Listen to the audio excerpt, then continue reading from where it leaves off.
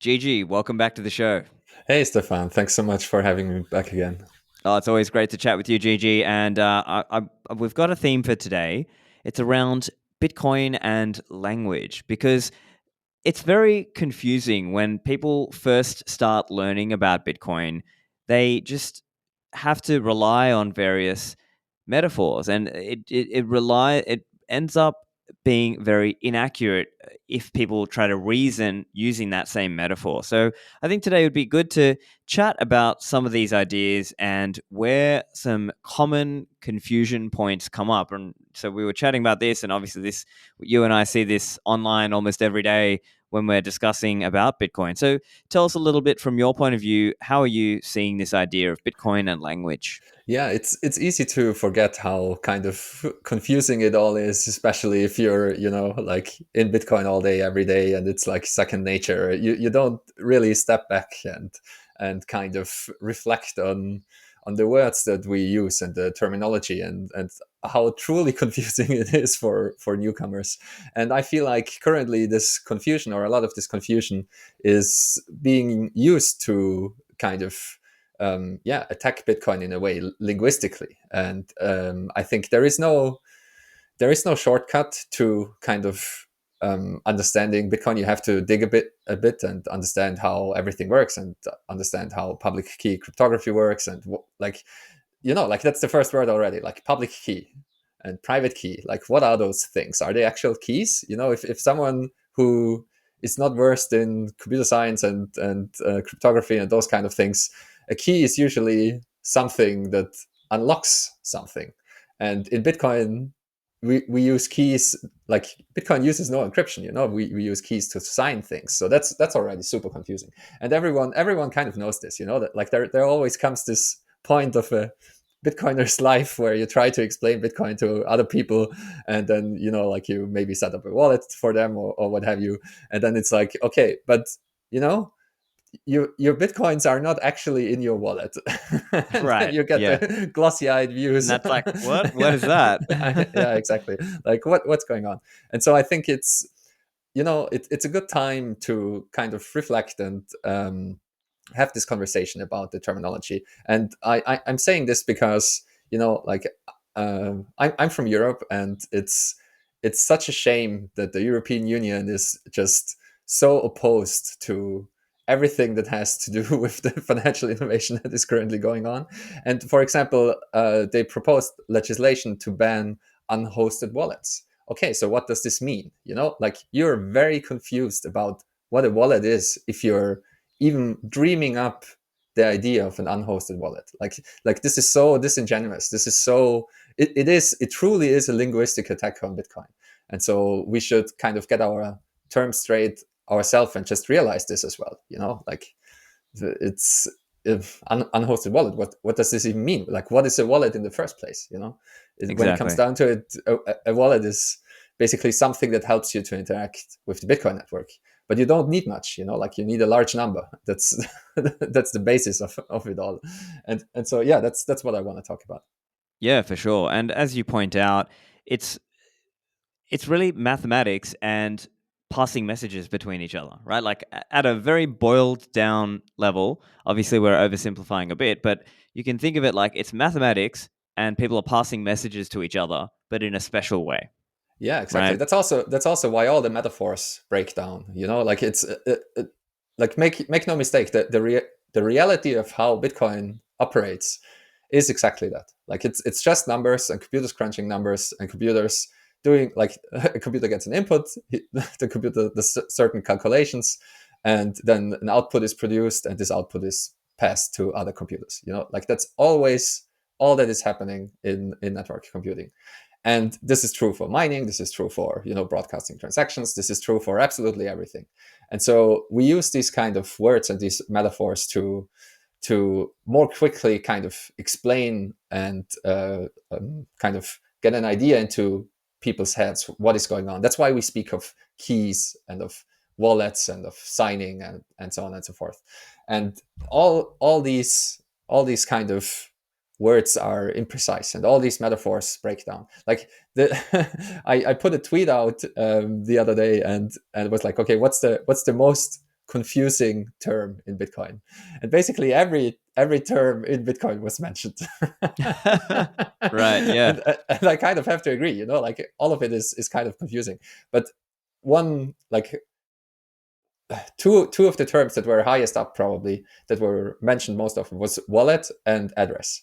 And address specifically because there is even a bit that wants to change address to something else, because address is just entirely wrong almost. It's not how Bitcoin works. You don't send Bitcoin to addresses, really.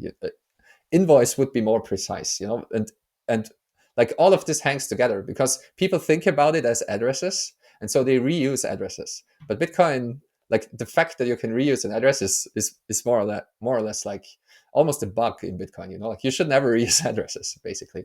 And it also gives you the wrong idea because you think there is an address where the Bitcoin came from. So there is a famous, to me at least, it's famous a Bitcoin wiki entry about the from address, and it basically explains to you in great detail why there is no from address in Bitcoin. Like you cannot send Bitcoin back to the address where it came from. You should never do that because you can never be sure if this Bitcoin can be spent again. Like you might as well burn it and so on. Yeah. And it's all confusing, and just the fact that we are talking about addresses now, and I'm telling you there is no from address, this is already like, it's confusing everyone's brain, basically. Yeah, it can be quite mind blowing. And I know for a long time that was, in fact, the subject line in the Bitcoin IRC channel. It was saying there is no from address. And it's obviously very confusing because people who are newer to Bitcoin haven't really deeply thought more about that. And they see a block explorer and they say, oh, look, it's coming from this address into that one. Or they might say, let me send you my address. And so they're used to thinking of it like, oh, this is my home. I live at 123 King Street, suburb, whatever. That's my address. Oh, okay. So let me just give you my address and you can send me a mail, right? Because that's in their mind, that's what they're thinking. Oh, that's what this address is. And okay, maybe there's some loose parallels there, but other ways in which you can go very, very wrong if you're thinking of it in those terms, as you said. Yeah. So I think it's important to, let's sort of break some of these down and explain really what's going on. And hopefully that will be educational for some listeners who are newer to Bitcoin. And so, as an example, if we talk about what is a public and a private key, and so, like as an example, the way you might teach somebody who's new, you might say, look, when you want to uh, spend this Bitcoin, you have to use your key to to sort of unlock, or people use that analogy, and we can think of it kind of like this: Bitcoin has an encumbrance placed on it, and the way you release that encumbrance is you sign a message proving that you control the private key. But you do it in such a, and using cryptography, you do it in such a way that you can sign the message without actually revealing your private key, because that's the other really important part, right? And that's kind of like this idea that you start with the private key. You can create an address, and there are steps involved with that. It might be like a base 58 and a checksum, or using the Besh32 encoding to create what's actually the address that you can receive to, like BC1, blah, blah, blah, whatever. So I think those are some interesting points that have to be explained and thought about, because with keys and cryptography, it's not intuitive to the average person. Yeah.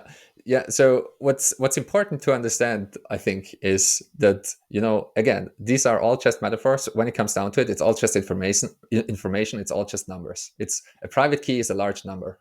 A public key is a large number. And the reason why this is true, and also, your seed phrase, your seed phrase is a private key, and everything else, all the other keys are derived from it. And the seed phrase is just an encoding of this large number. Like you can transform, like just take the letters of the alphabet, ABC and so on. You can encode this as 1, 2, 3. And just, if you know this and you have a table and lookup table, then I can speak to you with just numbers. And this is actually how computers work, basically. And computers do this all the time. And at the base of it is 0 and 1. Like Binary encoding is at the base of it all. Yeah, And so we so can think of it like it's different representations, right? You can have a exactly. number, you can have hexadecimal, you can have all these different ways of representing the same thing. Or in the seed case, it can be your 24 words, like you were saying. Yeah. And so it's always about the information content. It's like it's very different than a key in the physical world. Like a picture of the key will not unlock your door. You know what I mean? That's so immediately you have to think about these things differently, and that's why a private key, it can be stored in your head, it can be stored as a QR code, it can be in your hardware wallet. You can generate it by flipping a coin, you can generate it by rolling some dice, and so on. The important part is, you mentioned that like you, the private key without revealing the private key. So the way all public key cryptography works, and the way also that where Bitcoin derives its power from, basically, is this information asymmetry. You have publicly available information and private information, and the private information has to stay private, and the public information is shared by everyone. So you have the public ledger and you have your private key, and ownership is kind of simulated via control of these private keys. But it immediately gets complicated because, as you also mentioned, like you usually spend Bitcoin by signing a message with a private key, which proves that you have ownership, or at least like control of this private key. Ownership is already a tricky concept in Yep. Bitcoin because there is no real physical ownership, because we're not dealing with physical things, we're dealing with information. And the thing that's important to understand, kind of, is that you that's what's so tricky. You have to keep certain information. You have to keep this information private on your side. No one can see it. If someone sees your private key, they have your Bitcoin. They can control and spend your Bitcoin and so on. But you need to interact with the public network to make use of it. So depending on your situation and depending on how you use Bitcoin, the like the public and the private information are either close to each other or they are not. And what I mean by that is, like, your key, if you are putting your life savings into Bitcoin, it's advisable to really hide your private key well. And I'm mentioning all this because it helps us, I think, to think about what a wallet is, because what a wallet is really hard to nail down. Because just let's just look at all the different wallets that we came up with. Like, Yeah. we have brain wallets, we have paper wallets, we have hardware wallets, we have lightning wallets, we have multi-sig wallets, we have mobile wallets, we have desktop wallets, and so on and so forth. I'm sure I forgot at least 10 more. And so what a wallet is, it's basically everything I just mentioned. Is like, okay, what is the medium that it is stored on, and so on. And I think we already made good progress in kind of changing our language to make this more clear what we actually mean. And for example, we are now talking about seed phrases and seed plates and cold storage and so on and so forth. So a wallet might be just a plate of steel with 12 or 24 words stamped on it. Like, that's also, you can look at this as a wallet. It's not a complete wallet in a sense. Like, you still need to have something, like, if you actually want to use it and spend it, then you need a way to take this private information and have it interact with the public facing information. And again, take everything I say with a grain of salt, because you can also like put this away forever and just use a derived information to check your balance, for example. Then you have a watch only wallet. Yeah. Right. So, Right.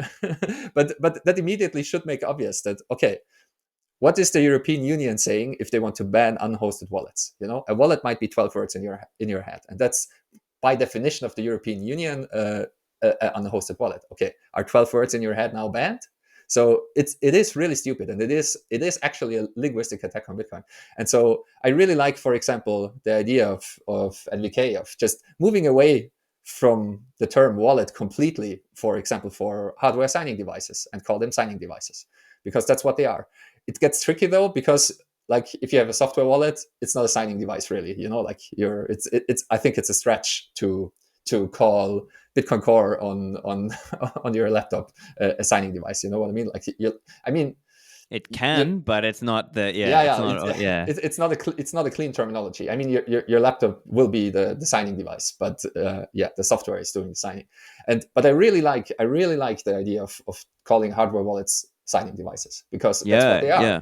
And it also differentiates between like, okay, like um, you also want to probably have a fail-safe backup of your seed phrase, for example, and then like you have a seed backup, or like a steel plate somewhere, or a seed plate, call it whatever you want, but you have the seed and you have the signing device, and you have some software that helps you to interact with the network, because you need to access this public information as well. And so I think using these more precise terms will be helpful to kind of understand what's going on. And there's so many things related to this. I now talked about wallets, and we wanted to talk about keys and so on, but Yeah, right. But it's all interrelated, right? yeah, And it's all so, interrelated. Everything hangs yeah. together. And for example, I don't like the term, and I never did. I don't like the term private key and public key, because the two things are very, very, very different. Like it's like it sounds the same. It's a private key and a public key, and that's why people they sometimes send their private key, across the wire, and just they mix them up, because it's like, who cares? Like, what's the difference between the one is public key, private key, whatever, And so moving away from these terms, and just sticking with seed phrase, and just whenever you hear seed phrase, think, okay, no one can ever see this.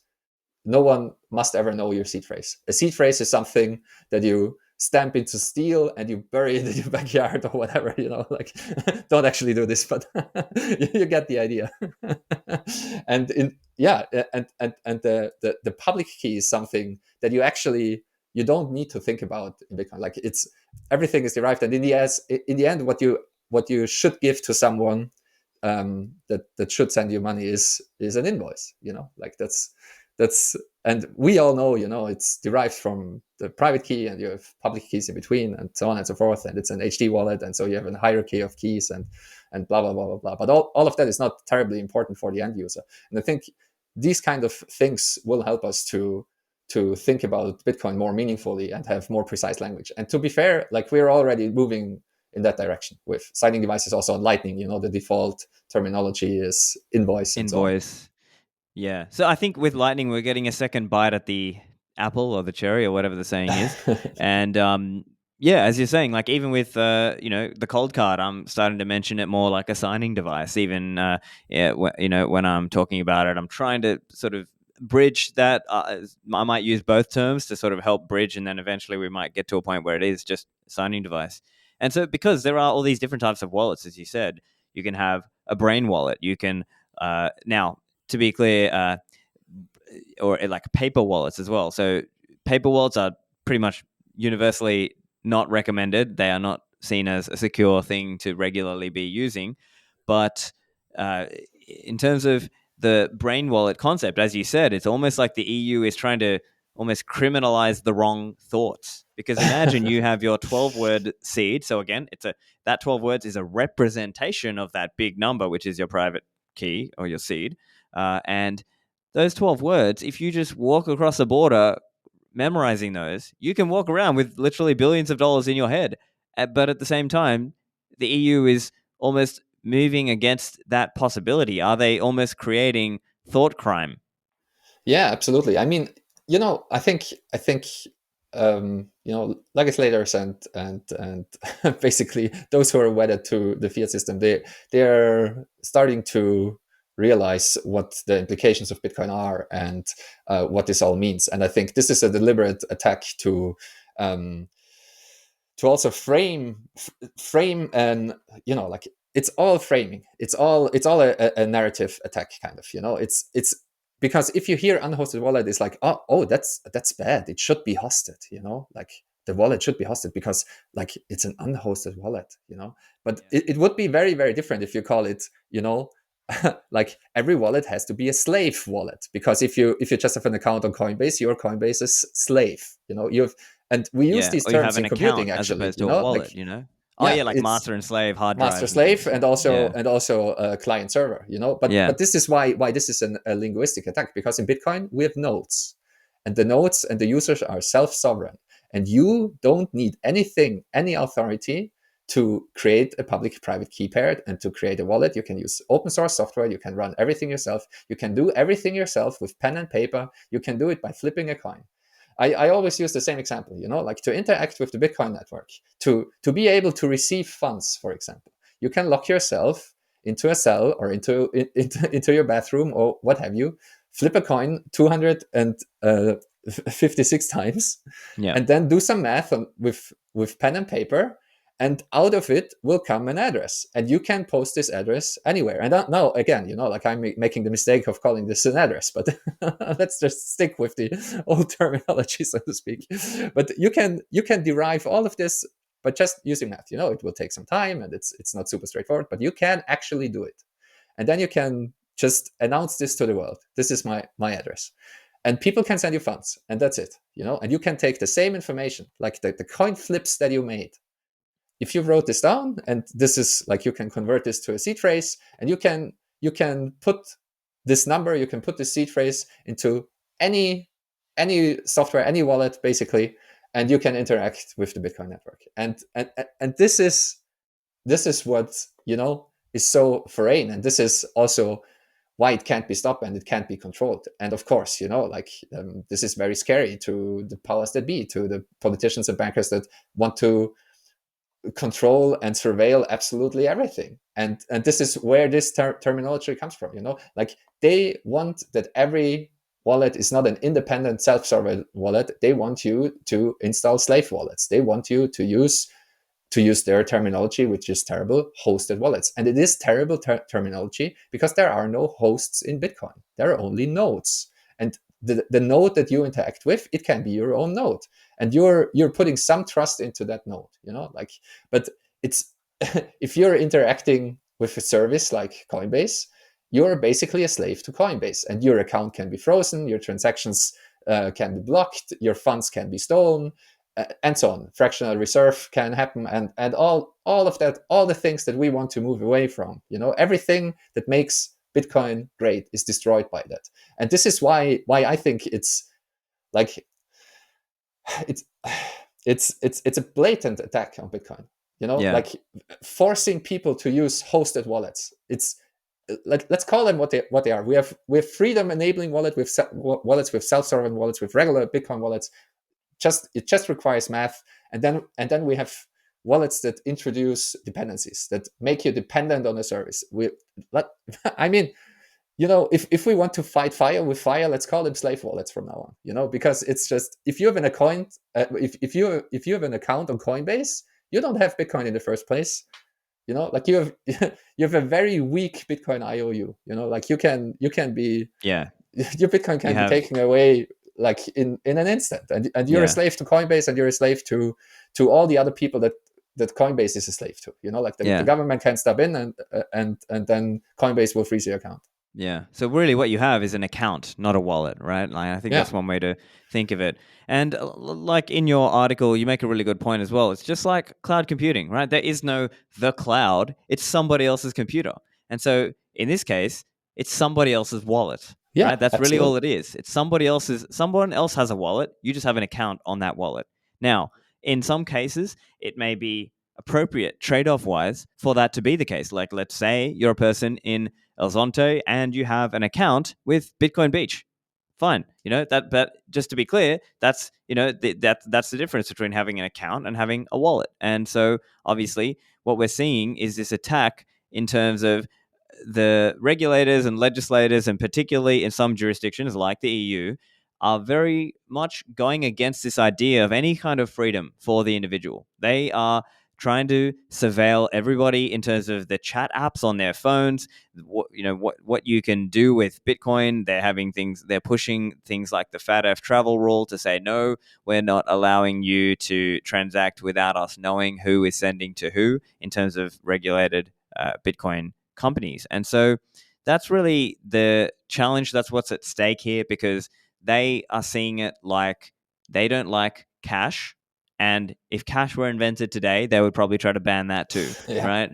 And so they see it like they have their little square peg that they want to fit into the round hole. They see it like, look, we have these AML and sanctions laws, and if this software doesn't match our conception of what the AML controls should be, because in their mind, they should be able to identify every transaction and every person who's sending anything to another person. And they are trying to leverage existing Bitcoin businesses to be their surveillance vector. Yeah, absolutely. And I think, it's we should all fight back against this. It's absolutely nonsensical, and it's Bitcoin was designed to like Bitcoin was designed to do away with all this nonsense. But it also only works if you shoulder the responsibility yourself and you actually hold your own keys and you run your own node. And holding your own keys is the most important part. Like you mentioned, like you have an account. It's not your Bitcoin. It's like that's why this mantra exists. That's why Bitcoiners keep harping on about this all the time. Not your keys, not your Bitcoin. If you don't hold your own keys, you don't own Bitcoin. Period. Like it's as easy as that. And the reason why Bitcoin is so valuable and so important is precisely because enough users hold their own keys, and that's what we need to absolutely normalize this. We need to encourage everyone to hold their own keys, and we need to educate people to hold their own keys, and we need to also educate everyone how important this is. Because if we do not manage to do this, this is how Bitcoin will get captured. I mean, that's clear as day. I think that was that has been very clear for many years. If most users and most economic activity is happening just on Coinbase accounts, for example, then Coinbase effectively becomes the central bank, and we have a capture system just like gold got captured, and then we have fractional reserve banking and so on and so forth. So everything rests on shouldering this responsibility of actually taking this seriously, holding your own keys, running your own node, verifying for yourself that what you're using is aligned with your idea of Bitcoin. And the first step is always to hold your own keys. And it's also not hard. And I think, we've been so coddled to always, give away this, let someone else take care of it. Like someone, like I don't want to think about it. I don't want to be responsible for it. I just want to have a bank account, and if something goes wrong, I can phone a number and so on. Like I feel like we have to return to to foster just a better relationship with ourselves and our future selves, and adopt this responsibility. Like you can actually do it. You can hold your own keys. It's not that difficult. You can you can even go fancy and set up a multi-sig wallet, which brings me to, again, what is a self-hosted wallet? It's it's so stupid, it's so insanely stupid. Those people, I think unfortunately, I think they know exactly what they are doing, because I was about to say they don't know how Bitcoin works, but I think they know how Bitcoin works, and it is a deliberate attack.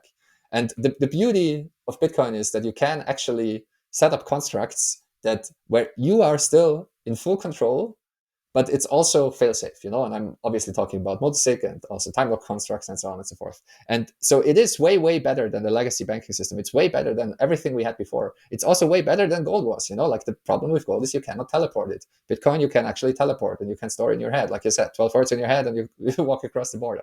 And like how can you just think for a minute about that, what it says about the people that want to ban all this and do not want to grant these kind of economic freedoms to people that absolutely need it.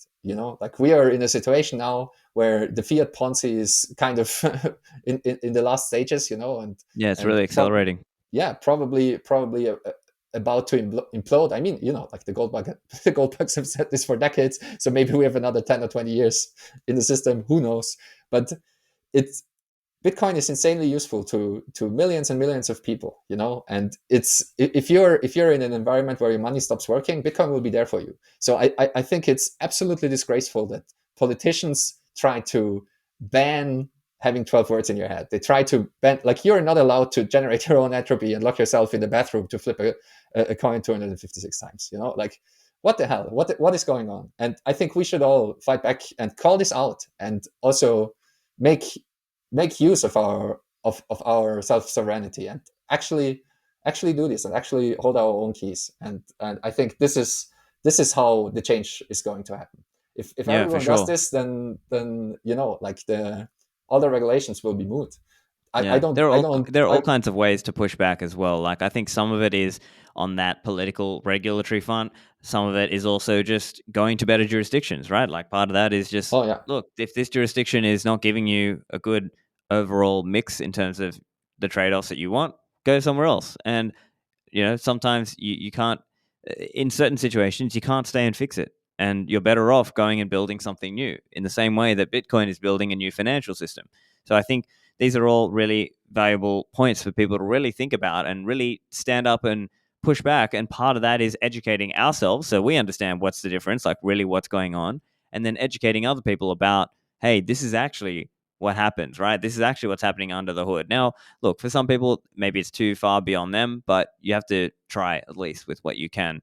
I think another one that would be really good to chat about is this whole concept, as you were mentioning before, is the so-called from address, right? Because that is a big point of confusion. And that arguably is also one of the entry vector points for chain surveillance companies, right? Because they are trying to say, look, Mr. Regulator, look, Mr. Politician, or look, Mr. Central Bank, I can help you by tracking down the coins because I know where it came from, per se.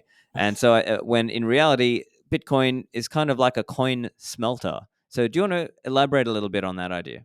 yeah, exactly. And it's that's such an important point to understand. Like all the change surveillance heuristics, they are always like they will always be just approximations of what's going on. They will always be just heuristics. They are like you they're trying to say what happened maybe, but it can always be wrong. And a very easy way to show this is like, for example, a Bitcoin transaction is just like you have certain inputs, and then as you said, like you can think of it, I always think of it as a smelting process. Like let's say you have two inputs. That's like a very currently a very regular Bitcoin transaction, and this produces let's say one output, or it doesn't matter, two outputs. And what happens is that the inputs always get destroyed and new outputs always get generated. And how you can visualize this is like you have, let's say, two coins, and you throw them into a pot, and you smelt it down, and you create two new coins of different size, for example. And this immediately shows you that it's very, very hard to, like, it's basically impossible to kind of track what's going on. It's like you cannot tag the molecules and the gold atoms. Let's pick gold coins as a metaphor. In Bitcoins, again, it's all just numbers. So you have certain numbers, and then there's this process which kind of destroys these things, and new numbers are created.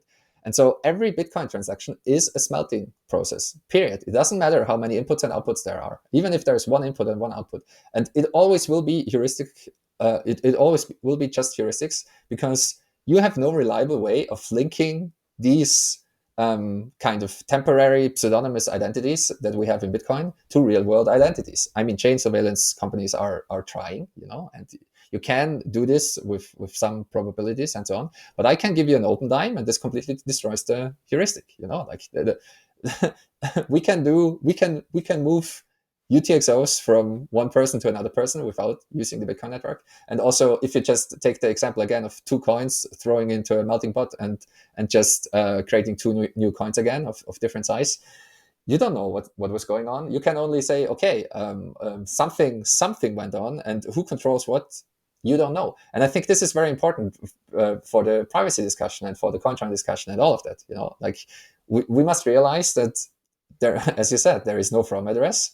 And Bitcoin only knows inputs and outputs, and the transaction is and always will be a smelting process. And I think this will be more important going forward as we, like Lightning is a great example. Lightning has better privacy guarantees because of that, because you can't really see what's going on, because it does the important transactions off chain, so to speak.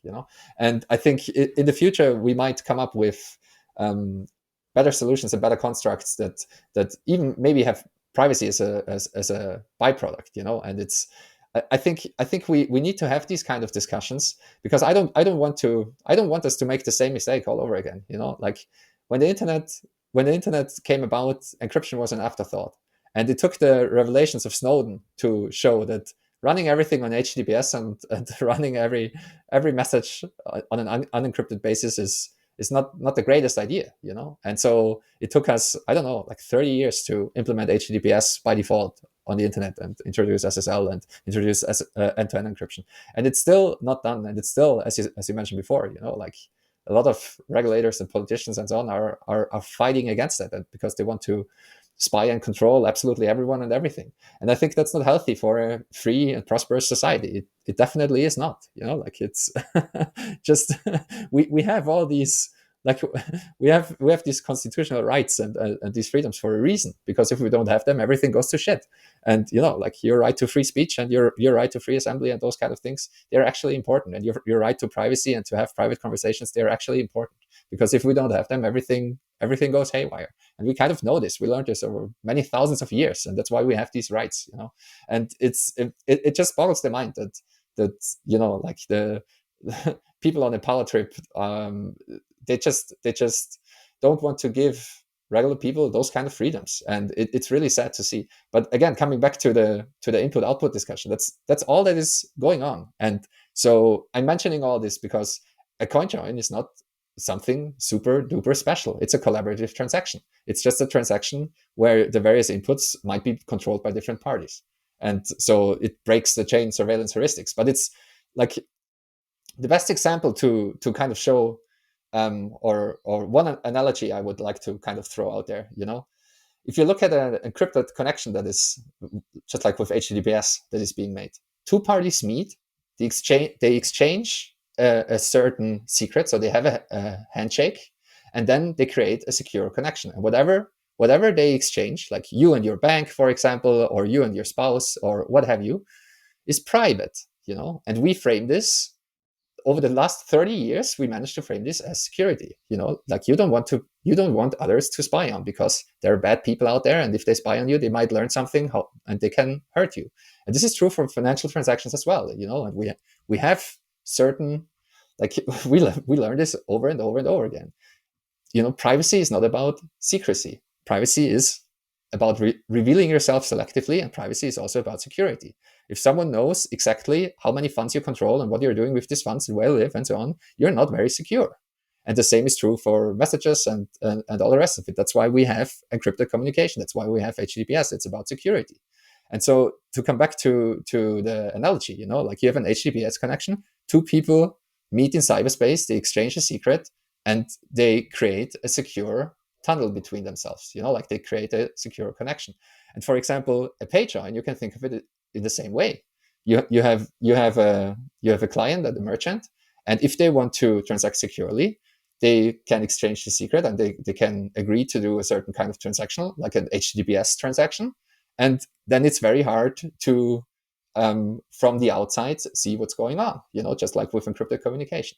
And like I really want to see this implemented more across the board, because page join is actually very effective of providing more privacy for everyone. Like you only need, I don't know the number, but so please, all the privacy enthusiasts, please don't kill me in the comments. We'll be But coming after you. No, but the point is basically you only need a small number of people it's like doing page joins. 2% or 5% of transactions. If they are page joins, it completely starts wrecking a lot of the chain surveillance heuristics, basically. And I'll add another point to that, which is also that in Lightning now, Core Lightning by Blockstream also is coming out with collaborative channel opens. And so guess what? If you and I were using Core Lightning together and we open a channel together using that also, guess what? It looks like a page join. So even in Lightning, if we start to see this happen, then all of a sudden it really does start to play and wreck a lot of the heuristics that the snake oil chain surveillance companies are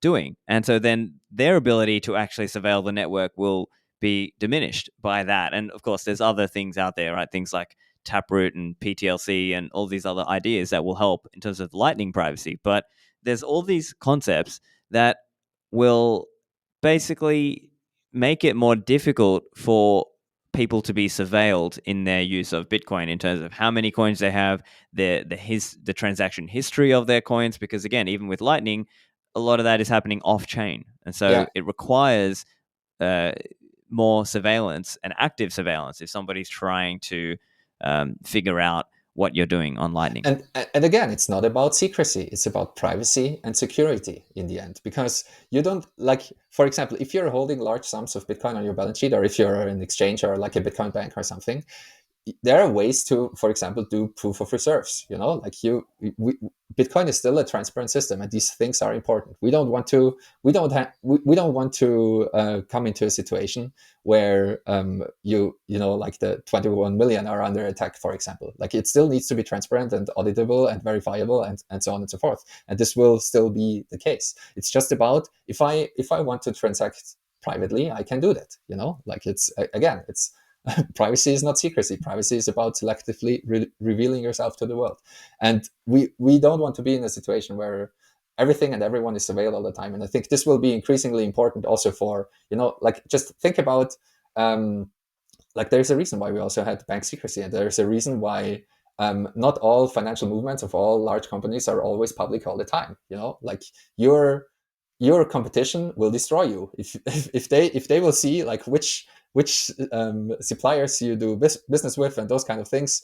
Right. Or how much they're paying and all Yeah, this. exactly. Or also just take the very simple example of like a company paying their employees. I don't want to see how everyone else is spending their money, where and how much they get, and so on and so forth. So we need these kind of privacy guarantees. Like, as Bitcoin is monetizing, this will become more and more important. And of course, like, make no mistake, you can absolutely use Bitcoin very privately currently. It's just very, very involved. It's not, I always make the same comparison. Like, you could use encrypted communication 20 years ago and use PGP and, and so on and so forth, but it was very involved. You really needed to know what you're doing. And HTTP was the default, and just unencrypted communication was the default, and so on. And I think this is, I think we are on a good track anyway. And I think most people understand this, that this is necessary as well. So I'm very happy about all the developments you mentioned. And I think we will soon be in a situation where this will just be the default, that you basically pay join into a Lightning channel more, for example, and then you can just, at least for certain sums, transact privately, and you yourself can choose what you want to reveal, or what you don't want to reveal. Yeah, of course.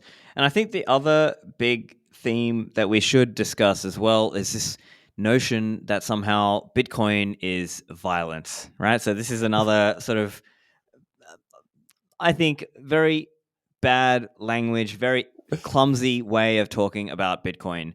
And I'm sure you've got thoughts on this also. So what do you think about this idea of Bitcoin as violence, Gigi? Oh man, I have to gather myself for a minute for that one. But yeah, it's, as far as I'm concerned, it's and like, I don't have any beef with Jason, not really. It's but as far as I'm concerned, it's another linguistic attack, if you want to think about it in that way. Because the problem I have with this whole thesis, so to speak, is that we went through all of this before, and we went through the crypto wars, and RSA was classified as munition, and it went, all the way, I think, to the Supreme Court. I don't know, but it's like, this was a long fight, and people like Adam Beck printed T-shirts with like Pearl code or something on them that implemented RSA, and it was like, okay, look, it's just a couple of squiggles, and this is all there's to it. It's not a bomb or anything like that. It's not a missile. It's it's not a tank or an aircraft carrier, or a nuclear weapon. No, it's speech, and we arrived at this conclusion.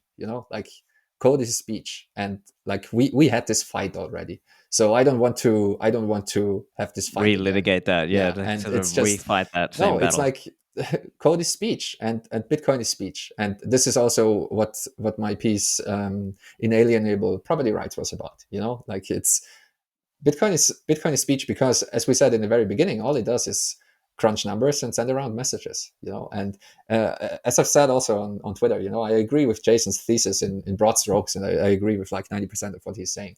But the conclusion is just completely asinine. Like, it is not violence. Bitcoin cannot be violent. It's very much like, the only moves you can make in Bitcoin are inside the system. Like, of course, you can carpet bomb like ASICs. You can do that, but you don't necessarily know where the ASICs are. Like you can mine on the ground and use a satellite connection and what have you. So it comes back to also like security and privacy are linked. And if someone can't tell who you are or where you are, then it's very hard to attack this someone. And that's why I brought up also in the piece the analogy of correspondence chess. Like Bitcoin is like a game of high-speed correspondence chess that is not round-based. It's always going on. And so if you don't know who you're playing against, the only thing you can do is play valid chess moves. That's really the only thing you can do, because the invalid chess moves, they will always be just dismissed. Like you can't attack anyone with just an invalid chess move. And so it doesn't matter what happens. Like if even if you get very, very angry because you lost in a stupid way, you cannot find the other person and exert violence on them. So it's in the domain of thoughts, and it's in the domain of language, and it's in the domain of speech, just like correspondence chess. And so that's why I vehemently disagree with the Bitcoin is This violence whole violence thesis. framing, right? And I think that's why in earlier years, and of course, many people who came into Bitcoin in the earlier years had more of a cypherpunk and libertarian style of thinking. And so they were thinking of it more like, I'm just defending what I put into this system. That's all it is. Like, it's a very, what's the word, benign, right? Whereas this kind of aggressive framing of, oh, see, it's an attack, and it's like we're just fighting in the digital realm. Like, it's like a very just Yeah, wrong it framing. It's just a it's very bad way of arguing about what yeah, yeah. Bitcoin is. And I think that's rightly why many people were pushing back on Jason, who unfortunately would not take criticism very well. Yeah, and it's if you're dead set on using the language of war, and I really don't want to do it. I want to reserve those terms for meat space, where actual For bombs and actual actual wars. guns kill actual people and bring actual pain and violence and death and destruction. But it's, I mean, also in chess, you have defensive moves and you have offensive moves and so on. But like not everything, like I mentioned, for example, that Bitcoin is a shield. Like if you want to use this terminology, then Bitcoin is a shield, and that's all there is. And not every defensive move implies an attack on someone else. Like not everything that is defensive is a preemptive strike, because, for example, being pseudonymous online or being anonymous is, like that's a defensive move, and you're not attacking anyone. Like you have the right to silence, for example. You're not attacking anyone by exercising a right to Exactly. silence. Or it's like Like if you build, and I think part of this comes down to what do you view as the just acquisition of property, right? So if you build a home and then you live in that home, and then let's say you have some way of stopping other people, enemies, from coming into your home, are you attacking them? yeah, No, yeah, yeah, this is yeah, like yeah, yeah, absurd. This whole notion yeah, is yeah. completely just utterly wrong-headed. And that's why I stopped discussing this with people on Twitter, because like after after running into this wall for the fifth time, where people told me that the walls of my house are actually weapons, I was like, okay, what are we even talking about? Like all the words lose all the meaning, and like Yeah, and as you said, it's words have meanings, right? We use words because they have certain meanings, and just to yeah, sort of play around with analogies loosely and yeah, then try to parlay that somehow to say, oh, look, see, therefore it's violence. yeah, And exactly. because I think for some people, it's that all they've got is a hammer and everything looks like a nail. And so then they're thinking of it in terms of warfare, guns and bombs and missiles. And then Bitcoin gets dragged into that when really it's nothing like that at all. Yeah, absolutely. And I think, as you just mentioned, words do have meaning. And that's why I think we should be very careful with our words, and we should try to be very precise with our terminology as well. And I think we also, again, as I said before, we do this kind of naturally. That's why, like we're coming up with words like seed phrase and so on, and we're moving away from keys and all the rest of it. And I think, I also, I don't want to like it's important that we talk about these things, because the only way to fight bad ideas is by with more good ideas, and I hope that people will realize that framing Bitcoin as violence is like, it's not the correct Just dumb. conclusion. It's It's just dumb. again, like just read up on history, read about the crypto wars, understand how Bitcoin works on a technical level. You will realize that all that's happening is like Bitcoin is a messaging system. That's what it is. And we can use these messages to build up an incorruptible history, and we can use this incorruptible history as money, basically, like as a ledger, which is money. And that's what's going on. So it's not physical. It's like, I really like the idea. I keep I keep mentioning it all the time because it's so brilliant, by Waxwing Adam Gibson, who spoke about the reification of information. Like Bitcoin creates this informational construct by finding a valid block, which takes, and this is where Jason is kind of right, like you have to take raw physical power, in the sense of you have to take energy to produce this information. But once this information is produced, it's done. You don't have to actively defend it, really. Like, it's just that the game is going on. But it's like the like, if I would snap with my finger and the Bitcoin network would stop, all the proof of work would still be there from the past. You know what I mean? Like, it's still in the information itself. It's like, we knew the difficulty, we knew all this, and the information speaks for itself.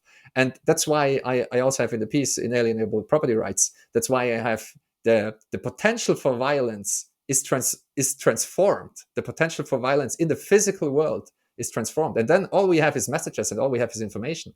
And all we have is, like, market forces is all we have. So the only thing you can, how Bitcoin can hurt you is with loss of purchasing power. That's the only way it can hurt you, And this is like what ASICs are doing is they are transmuting the physical thing into an informational thing. But then it's done, And so like, to give the devil his due, But I don't think that's what Jason is basically talking about. But there is a physical component to Bitcoin, which is mining. And again, as I said before, you can carpet bomb miners. That is true. But you can also mine in secret, like you can mine stealthily. And then it becomes very uneconomical to do these kind of attacks. And it's always about cost benefit when it comes to attack. I mean, that's why you have shields and walls and all the rest of it in the first place. Like, it's everything can be attacked, basically. It's just that for strong cryptography, for example, like, the universe will die a heat death before the attack succeeds. So it's very uneconomical, Exactly. Right. Yeah. And some of this also comes in terms of other attacks on Bitcoin, which are being funded by some shitcoiners, like the people at Ripple, for example, with funding Greenpeace and EWG, this whole change the code idea, where they lie and say proof of stake is more efficient than proof of work, when in fact they are not comparable, and proof of stake is simply insecure. So do you have anything to add in terms of the language that's being used there? Yeah, again, we are dealing kind of with a linguistic attack with the Greenpeace stuff. It's like, change the code. What does this imply? It implies that the code cannot be changed. This is nonsense. It's open source software. You can change the code. Like, the whole thing should have been over from the start. It's like, Greenpeace goes, change the code. Bitcoiners go, yeah, please go ahead, change the code. And they could change the code, and they could create Greenpeace proof of stake coin and be done with it. It's just about no, seriously. And people did, like proof of stake forks kind of exist. It's and they have been attacked as well. Proof of stake coins have been attacked. I mean, about the proof of stake thing, I really regret kind of writing this tweet, because now I have to talk about, like, the tweet thread that so many people liked, that compares proof of work and proof of stake. For me, it's mostly about, like, you really have to understand proof of work. And then you will immediately understand that proof of stake is absolutely nonsensical and doesn't work, and it doesn't solve the problems that proof of work solves. And so the short answer is that proof of stake is political. Proof of work is physical, and proof of stake is political. And so proof of stake always has a quorum of people that will decide what the truth was. You don't have an external reference to the real physical world to determine what happened in the past and what is true. And just if you analyze proof of stake systems and how they were attacked, you can see immediately they are insanely prone to timing attacks and also to stake grinding attacks, because they have no trustless source of timing. What proof of work does, and I wrote about this in Bitcoin is Time, is it builds up its own era of time that is trustless, and it can be verified by everyone. And you need an absolute order of events for a ledger to work, for money to work. You need to know that A came before B, came before C, and you need a way to trustlessly verify this, like, so that everyone can agree on the order of events without relying on trust. And proof of stake can never have this. It just can't. And this is why, timing attacks and stake grinding attacks are actually successful. The second part is about the stake grinding is it's very hard to select something randomly. Like computers can only do pseudo randomness, so to speak, and so you can't cheat random mechanisms. And so if you have a quorum of people and you want to select the next signer randomly, that's a really hard problem. It's a really hard problem to solve in a way that can't be cheated, and proof of work solves this and proof of stake does not. That's why these kind of systems are prone to these stake grinding attacks and so on. They can also be captured. Again, it's political, not physical. So if you have the majority, then you can actually capture such a system, and you're the king of the whole proof of stake system, and you can give yourself more stake and more power and so on. And this happened in the past. Just look at some people that are familiar with podcasting 2.0 and the systems that this uses. Unfortunately, they're using Podping, which is running on the Hive blockchain. And Hive used to be called Steam, and Steam was captured by, I don't know who it was. Maybe it was I think Justin it's Sun Justin even. Sun. Yeah. And he just bought a bunch of it and bought all the validators basically. And he was the sole king of the whole thing. And so it became political. It was a political decision. Okay, Justin Sun captured the whole system, so we're going to fork off, and Steam is now Hive. And it is a permission system, and it always will be. It's proof of work also solves. It solves so many things, but it's like there is a reason why in these systems you need to kind of talk to someone to create an account and get permission to create an account and those kind of things. Like it's just all. I don't know, equating the two almost is also a linguistic attack of sorts. Like they're not even in the same universe, proof of work and proof of stake. Proof of stake is the old system. Proof of stake is the central banking system. Proof of stake is the political system that we want to move away from. Proof of stake is you have certain people, a quorum of people that hold keys and they sign off on things. So we are back to the central bankers, the 11 people in a room that are deciding on monetary policy, on who can have access to funds, and so on and so forth. And you need proof of work to guarantee the integrity of public information without the use of private information. Like there's only those two ways. If you want to guarantee the integrity of certain information, the regular way is to have a private key somewhere and sign the message, sign the information. Then you can cryptographically guarantee that it was not tampered with. Okay, this leads you to a situation where a certain group of people has certain keys and has the signing keys, and you have to trust those people. And it's going to be a small group of people. And proof of work does away with this, because proof of work does not need the secret information. Proof of work has a public costly signal to protect the integrity of the information. And that's one very important difference. Like that's a very important part of proof of work. The other very important part is timing. It's very hard to build up a system where you have a trustless arrow of time, where you actually can say what time it is in the whole system, what is the current state, and what happened in the past. And again, like I wrote about this at length in Bitcoin is Time, and if someone is curious, just look that up. But yeah, I'll put that in the show notes. It's very hard, like it's again, it it takes only 10 seconds to spout nonsense, and it takes like 100x or 1000x the time and the energy to dispel it. And so when people say like we don't have to use proof of work, we can switch to proof of stake, they have no idea what they're talking about, or they are attacking Bitcoin. And so yeah, we just have to be very vigilant about that. And really, I think the kind of the solution to all of that is to really educate people what is going on and how these systems work and how important, like proof of work, the difficulty adjusted proof of work is the innovation in Bitcoin. It truly is. Everything else was there before.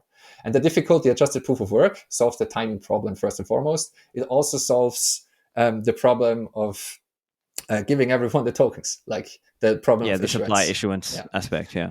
And so this is the innovation. This was the crux of the matter in the past. All the other systems failed because they either had to use a centralized timestamping server, or they had to rely on a central party for issuance. And so proof of work solves both of those things in a very beautiful way. Yeah, and unfortunately what we have now is, fortunately we have Bitcoin, but unfortunately what we have now is a lot of snake oil salesmen who are out there selling their alternative consensus mechanism, right? Like that's what they like to frame it as. Oh, see, that's just one consensus mechanism. We just have our own way. And then they start framing it like theirs is superior in some way, right? Because theirs doesn't use as much energy or whatever, but secretly there's all these risks in that system. it's not secure. It doesn't achieve the same things. And so, because they are lying or not aware about these things, they can start selling this message, and the unaware public or the less aware people who maybe haven't studied it as deeply as you have, say, then they might go along with that narrative. And that's why, again, it all comes back to education. Education is so important for people to understand really why is proof of work secure. And even then, it's only one proof of work coin, or only one SHA-256 coin will be secure, because all the other ones that are less have less of a hash rate, they can be easily attacked. And so, Yeah, absolutely. that's an important thing to understand as well, because sometimes people conflate it and say, oh, well, look, see, you think proof of work is secure, but look at this proof of work coin that got hacked or destroyed in some way. But actually, it was not Bitcoin. It was like some, altcoin that got wrecked.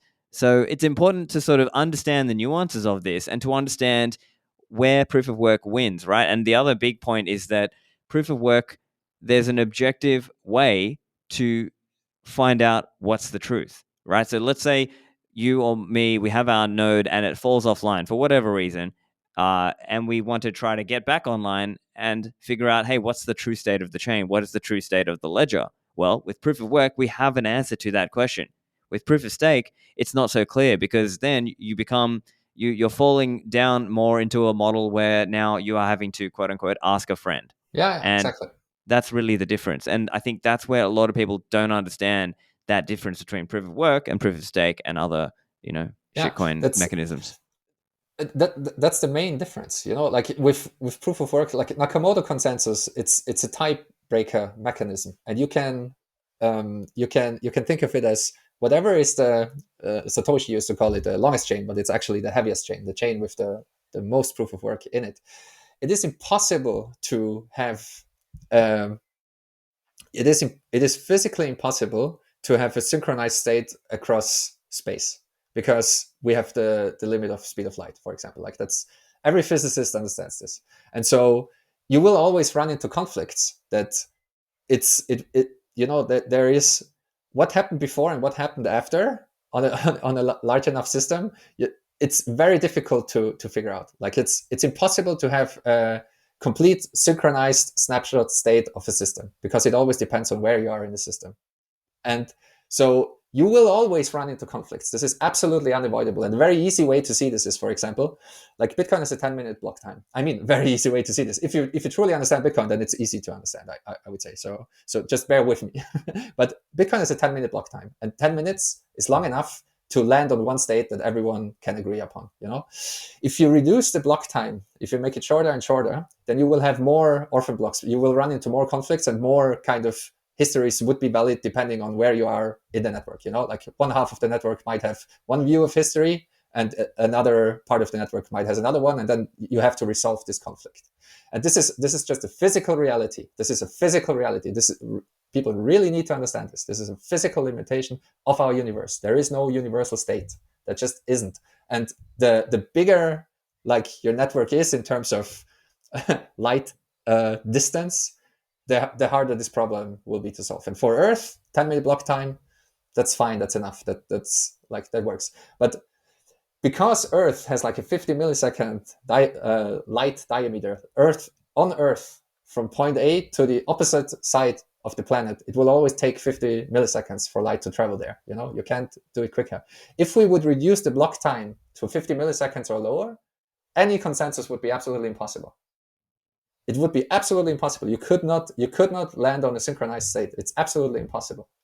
And so what proof of work does is it creates this information that speaks for itself, and that acts as a tiebreaker mechanism. If you have two histories that compete with each other, because let's say you broadcast a transaction that is in conflict with another transaction from, one in Asia, one in Europe, or what have you, or one in the US, one in Asia, then they propagate through the network, and on the one half of the network, it to pick the Bitcoin example, it's like two miners on opposite sides of the world both find a valid block at the quote unquote same time, and then one half of the network will have the one chain tip, and the other half will have the other chain tip. And this is an inevitable result of trying to find consensus in a decentralized network. There is no central point, And so there is no central truth and there is no central time. Like, look into relativity, look into Einstein if you want to understand this. Like, there is no simultaneous, there are no simultaneous events in our universe, period. It's just that Earth is so small that we don't notice this, but there are no simultaneous events. Like, this is really important to understand, because you will always run into these physical limitations with any system, any network system. And the way this is usually solved is with a central server. And that's also why everything else before Bitcoin had a central timestamping server, because you need to find out the order of events. And it's just like you have this one central authority and it will tell you, like, whatever, if the signal arrives there, like, then it's event A, and if the next one arrives, then it's event B, and so on, and then it propagates back out to the participants, to the clients of the network. And so you have this client server, you have this master slave relationship. And if you want to move away from this, then you have to do what Bitcoin does. And proof of work is this tiebreaker mechanism. And in proof of stake, you have none. You have no tiebreaker mechanism that is neutral. You only have the quorum of people that that will tell you, okay, we think this is what happened. And we think this is what happened because this is what kind of happened in the past. But if this whole quorum was Sybil attacked, for example, and they have been fed wrong information, you have no idea to find out if this actually happened or not. In proof of stake, you can generate two histories that are equally valid. And if the network is presented with those two histories, you would have to refer to the quorum, to the people in charge, to tell you what actually happened. And this is what Nakamoto consensus is about. If you have two competing histories, the one with the heavier chain, the one with the most proof of work, is by definition the truth. It is what happened. And you can't do that because you cannot cheat work. You cannot cheat this, period. You have to do the work. And if, for example, if aliens would land and they have a fusion reactor and they would, from the Genesis block, generate a different history, and they would override the whole proof of work of Bitcoin's past, if you're running Nakamoto consensus, you would have to accept this past. Like, you would have to accept the alternative history, because that is actually the tiebreaker mechanism. And that's how all of this works. And that's why it's also so genius. Like, we never had anything like this, where you can look at information and say, okay, just by looking at this information, I can tell what happened in the real world. I can tell what happened in the physical world. And this is also in part why Bitcoin is so mind-blowing. And it all relates back to this.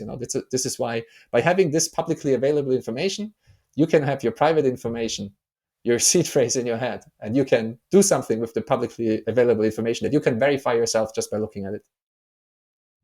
Exactly right. And I think the key point, as you mentioned, is that you don't, like, it's just difficult to grasp, because there are various points in the system that you don't have to trust, right? You can actually, relying on mathematics, relying on cryptography, you don't have to trust that this is the most valid chain. Like, this is because of the proof of work. And so it's a really difficult concept to convey to people. And I think that's why it's so important. The education aspect is that people do the reading, do the listening, do the work, so that you can more accurately convey this point to everybody. And so, I think that's probably the key point for people. So, today we've spoken a little bit about the ways there are linguistic attacks on Bitcoin and how best to respond to them.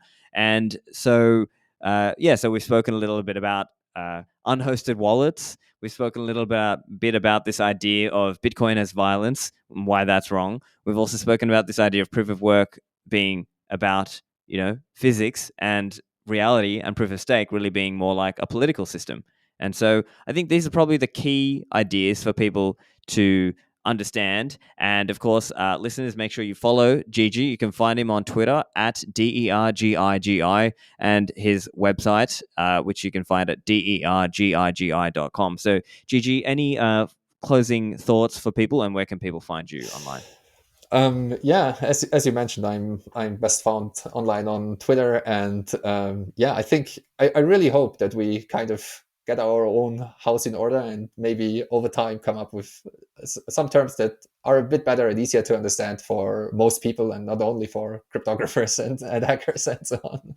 And I just want to urge everyone again to speak up and fight back against those linguistic attacks on Bitcoin. They will not stop. I think it will only get worse as Bitcoin grows and as more people understand the implications of Bitcoin. Bitcoin will be attacked more and more, and those kind of linguistic tricks and those linguistic attacks are definitely a part of it all. That's all I have for now, I guess. Fantastic. Well, Gigi, it was a pleasure chatting with you, and you have an excellent way of explaining and clarifying these things that can be quite complex for people, but you've done a great job at distilling them down into simple terms. So thanks for that, Gigi, and look forward to chatting again soon. Yeah, thanks for having me.